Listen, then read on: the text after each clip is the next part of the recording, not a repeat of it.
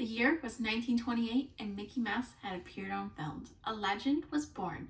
Walt Disney had brought Mickey Mouse to life in Steamboat Willie, which was an instant success. It was the first of many successful films for Disney. Although one of his mottos was, besides, you don't work for the dollar, you work to create and have fun. Due to his innovation and creativity, Walt Disney built the brand into a multi-billion-dollar corporation. From film to theme parks to resort destinations, Walt's vision was to create an experience that would be, in his words, a source of joy and inspiration to all the world. I'll persuade you all that the Disney Corporation has abandoned the dream of its creator. I've experienced and fallen in love with the fantasy that Walt Disney created. From watching Cinderella as a child to finding a love for Walt Disney both in and outside the parks to visiting Disneyland throughout the years. As each year goes by, I've witnessed more changes to the parks and to the Disney company that has left myself and others losing the feeling of Disney's original dream for the company. First, I will ask you to consider Disney Corporation's current approach to profit. Subsequently, I will discuss the guest experience and evaluate how it has changed. Lastly, I'll persuade you that the Disney brand's attempt to address the cultural issues of modern day diminish the fantasy experience. Walt Disney once said, "Money doesn't excite me, my ideas excite me." He also said, "It's been my biggest problem all my life. Money. It takes a lot of money to make those dreams come true." Walt Disney's goal was never to become rich. It was to create happiness. I believe the Disney Corporation has become more money hungry than hungry for new ideas. Many guests like myself has been experiencing some painful price increases. It seems like the bottom line has become the most prominent motivation in recent years. Since 2019, everything has increased significantly, and many perks that the Disney resorts once offered are no longer available. We are paying more now for less of an experience. According to ITM by Luc Demond, in an article titled "Disney is Losing Its Magic," to take things specifically inside the parks, a lot of guests feel like the magic is missing. Firstly, the Disney parks have seen price rise drastically, outpacing inflation entirely. Price increases to the parks' tickets and hotel rooms, charging for experiences like fast passes, magic bands, and transportation makes it feel like Disney is prioritizing making up for lost profits due to the pandemic's closures.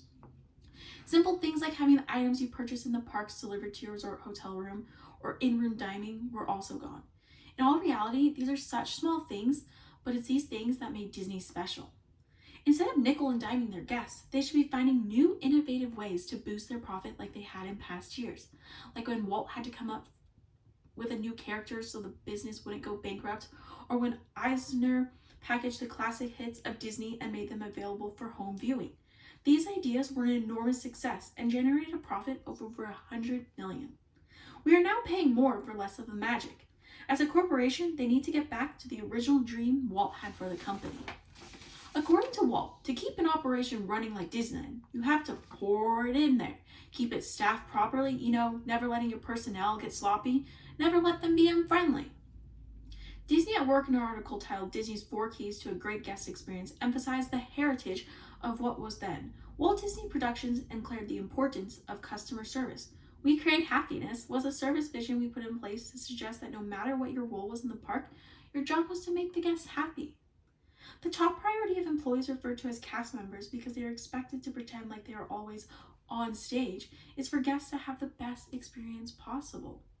There was set standards created for employees' safety, courtesy, show, and efficiency. The wording of these standards has changed over the years, but the bottom line goal of "we create happiness" has not changed. In How Disney Beats All Others in Customer Service, Michelle Foster writes, "When a guest leaves Walt Disney World, they won't be leaving saying the parks were not as happy as they were when I was here 15 years ago. Why? The Walt Disney Company still exemplifies the values that were first demonstrated by Walt and Roy Disney." Up until a few years ago, I would have fully agreed that the bottom line goal had not changed. But especially since the pandemic, it hasn't felt that way. "Disney is Losing the Magic" is the title I've been seeing over and over lately, and I've honestly experienced it as well. There's been a feeling of sloppiness and unfriendliness. Sometimes it's just a lack of personal connection, and other times it's outright impoliteness. While there are still a few employees who try their best to sprinkle pixie dust and make the impossible possible for guests, they are becoming the exception and not the rule. When talking about Disneyland, Walt once said, "I don't want the public to see the world they live in. They are in the park. I want them to feel like they are in another world." Storytelling and fantasy might seem like trivial experiences, but they provide opportunity for imagination to grow and for reassurance. Sam Hendren in Uniting the World Throughout Entertainment, the Imagineering Story, quotes the legendary Disney Imagineer John Hench. What we are selling is not escapism, but reassurance. Hendren goes on to explain in further detail, Walt Disney World and all of its sister parks are not pure commercialism nor escapism. At their crux, they are reassurance that life is beautiful, humanity is beautiful, and love is beautiful.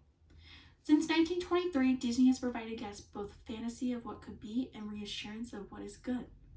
As Brooke Barnes reminds us in New York Times article, Disney has stood alone in history in one fundamental way. Its family-friendly movies, television shows, and theme park rides, at least in theory, have always been aimed at everybody, with potential political and cultural pitfalls zealously avoided. Brooke Barnes goes on to point out that lately, however, real-world ugliness has been creeping into the Magic Kingdom, and that in some cases, Disney has willingly waded into cultural issues. By wading into these issues, Disney crossed the line between reality and fantasy and has tied our experiences to the current day rather than trying to provide a timeless experience. Walt did acknowledge that life is composed of lights and shadows, and we would be untruthful, insecure, and saccharine if we tried to pretend that there were no shadows. But I think his approach would have been similar to the one expressed by Bob Iger. Brooks Barnes quotes him as saying, "We can take those values which we deemed important societally and actually change people's behavior. In essence, entertainment as advocacy." Hopefully Disney can find a way to create entertainment that will continue to educate people about the past. Imagine what the future can be and remind us of the beauty in humanity. This evening I asked you to consider Disney's corporation's current approach to profit. Subsequently, I discussed the guest experience and evaluated how it has changed.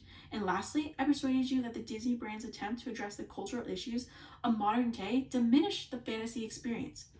Walt Disney was to create a place filled with imagination, leaving you excited to come back as you walk down Main Street at the end of the night.